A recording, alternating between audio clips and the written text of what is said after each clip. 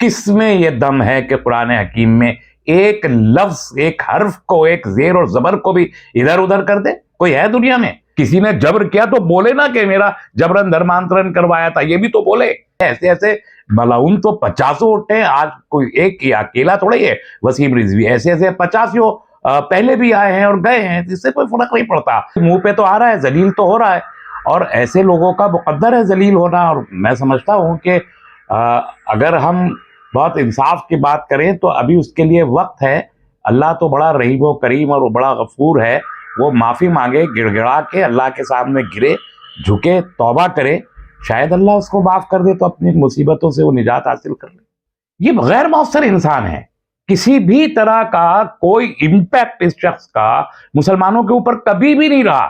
جب یہ بابری مسجد کے بارے میں بولا کرتے تھے، شیعہ وقف بورڈ کے چیئرمین کی حیثیت سے بولتے تھے کہ یہ تو شیعہ مسجد ہے، تب بھی کوئی امپیکٹ نہیں تھا، آج بھی نہیں، اور ان کی طرف کوئی توجہ ہندوستانی مسلمانوں کی کبھی بھی نہیں تھی۔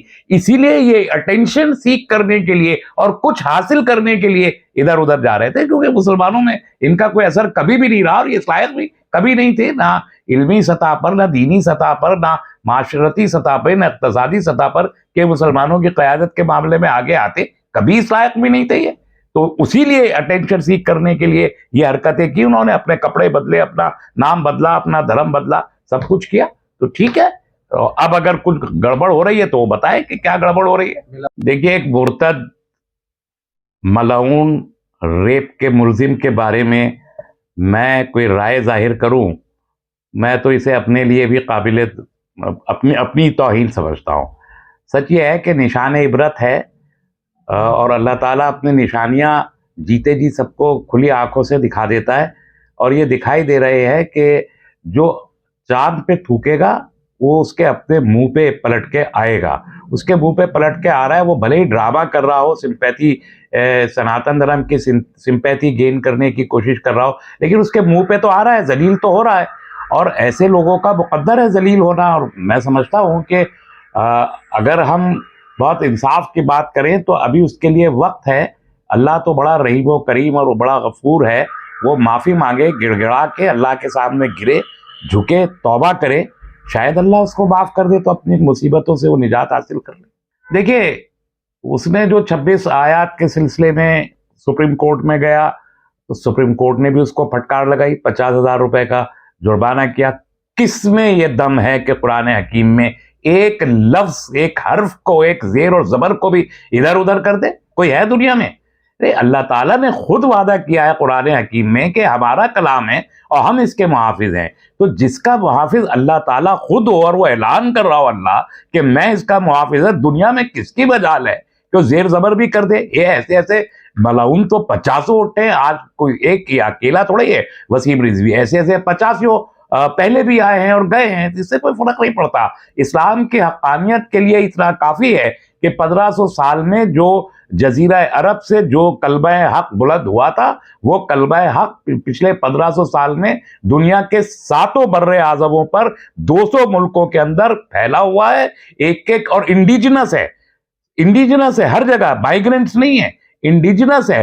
اور اس وقت دنیا میں کوئی خطہ اس سرزمین کا، اس روئے ارض کا ایسا نہیں ہے جہاں 24 گھنٹے لگاتار ہر لمحے اللہ کا نام بلند نہ کیا جاتا ہو اور اللہ کے نبی صلی اللہ علیہ وسلم کی شان میں سلام پیش نہ کیا جاتا ہو۔ اس سے بڑی حقانیت اور کیا ہو سکتی ہے دین کی؟ جو آج کچھ لوگ دین کو لے کے یہ خرافات بکتے ہیں، ان سے پوچھئے 1000 سال پہلے، 1200 سال پہلے جو الزامات اسلام کے اوپر عائد کیے گئے تھے اور جن کے جوابات لگاتار دیے جاتے رہے ہیں تاریخ میں، آج بھی وہی الزامات لے کے کھڑے ہوئے، کوئی نئی بات ان لوگوں کے منہ کو نہیں آتی کہ یہ کہیں۔ سارے 1000 سال پرانی باتیں جو کہتے ہیں، یہ پہلے بھی ذلیل ہوئے تھے الزام لگانے والے، یہ آج بھی ذلیل ہیں اور یہ مستقبل میں بھی ذلیل رہیں گے۔ اللہ نے دین اسلام کو بنایا، پیدا کیا، یوم اول میں روئے ارض کے قیام کے ساتھ اسلام آیا اور قیامت تک رہے گا، اور اس کے بعد بھی رہے گا۔ لوگ جو بولتے رہے، اپنا اپنا وقت آتا ہے۔ عروج و زوال کی تاریخ اقوام و ملل کے ساتھ جڑی ہوئی ہے، اس تاریخ کو جس نے پڑھا ہے وہ جانتے ہیں کہ کتے بھونکتے رہتے ہیں اور ٹرین چلتی رہتی ہے۔ دیکھیں، وہ تو چاہے جتنا بڑا کوئی شخص ہو، اللہ تو دلوں پہ مہر بھی لگاتا ہے اور دلوں کو روشن بھی کرتا ہے. تو انہوں نے جتنے بھی کرائم کیے، انہوں نے تو ایک لالچ میں کیا تھا، دنیا داری کے لیے انہوں نے وہ سارے کرائم کیے تھے. اس کا کوئی انعام ان کو مل نہیں پایا ہے ابھی تک. جن انعامات کی وہ توقع کر رہے تھے وہ ان کو ملے نہیں ہیں. تو وہ اپنی جگہ ہے. لیکن آج جو چہرے بدل جاتے ہیں، جو آپ فرما رہے ہیں، تو چہرے تو بدلیں گے. آپ حق کے خلاف باطل کے ساتھ کھڑے ہوں گے تو باطل جیسا حشر آپ کا ہونا ہے. کسی کا پہلے ہو جانا ہے، کسی کا بعد میں ہو جانا ہے. ان کا جرم بہت واضح ہے، بہت واضح ہے. ارتداد کے مجرم ہیں یہ. تو جو لوگ مرتد نہیں ہیں ان کا جرم کم ہوتا ہے. بابری مسجد والے میں کس طرح کا رول رہا ان کا؟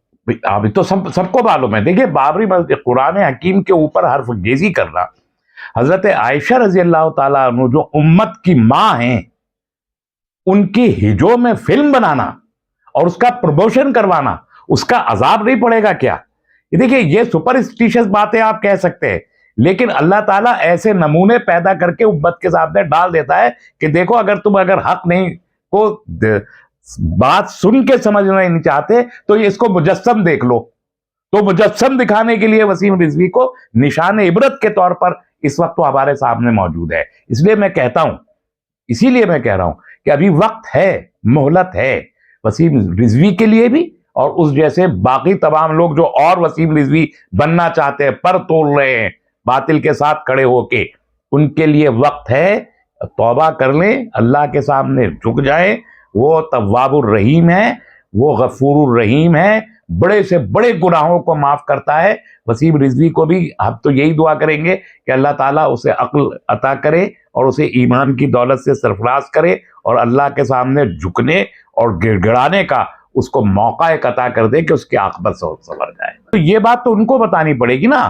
جب وہ 1.5 منٹ کا ویڈیو جاری کر کے بتا رہے ہیں کہ یہ سازش ہے اور رو رہے ہیں اس ویڈیو میں، تو یہ بھی بتائے اب کس سے ان کو امید ہے جن کے بارے میں وہ یہ کہہ رہے ہیں کہ ان لوگوں نے میرا ساتھ نہیں دیا.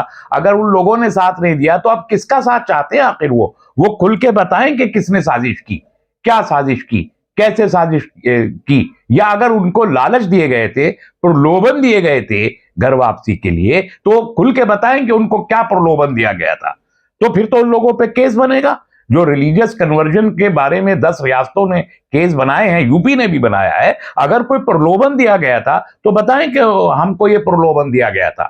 سازش کی تھی تو بتائیں کہ یہ سازش کی گئی تھی. کیس ڈالیں ان لوگوں پر، جیسے ان کے اوپر کیس پڑا ہوا ہے یہ بھی کیس ڈالیں ان لوگوں پر جن لوگوں نے بھی، کوئی جو یتی نرسمہا رن جیسے لوگ جو ان کے گلے میں ہاتھ ڈال کے فوٹو کھچوایا کرتے تھے، جو اب ان کے سائے سے بھی بھاگتے ہوئے دکھائی دے رہے ہیں، اگر ان لوگوں نے کوئی سازش کی ہے تو کھل کے بولے نا کہ انہوں نے سازش کی، پرلوبن دیا، تو کیس ڈالے، FIR کرے ان کے خلاف.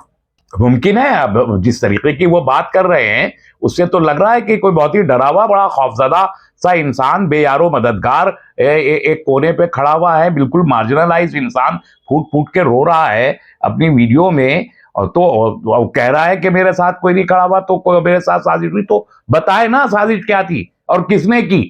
کسی نے جبر کیا تو بولے نا کہ میرا جبرن دھرمانترن کروایا تھا، یہ بھی تو بولے. اگر کیا ہے تو بتائے، اگر نہیں کیا تو یہ ڈرامہ کرنے کی پھر کوئی ضرورت نہیں ہے. ہمارے کیا اوقات ہے؟ اللہ سویکار کر لے ان کو، یہ ان کے لیے بہت ہے. ہمارے اور آپ کی کیا حیثیت ہے؟ اور اللہ غفور الرحیم ہے.